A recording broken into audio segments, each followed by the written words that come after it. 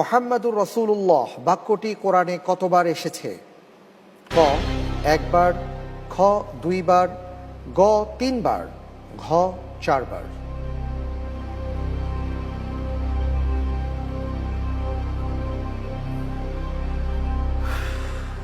আপনি কি হাফেজ? জি না।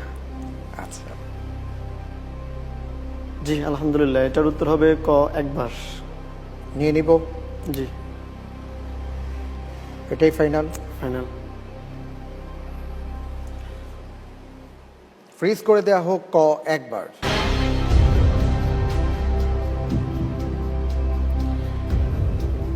আপনি যে উত্তরটি দিয়েছেন যে একবার মাত্র মুহাম্মাদুর রাসূলুল্লাহ কথাটি কোরআনে কারিমে এসেছে,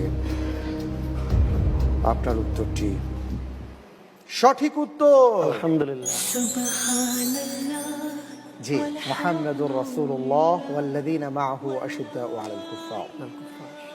জি, আলহামদুলিল্লাহ।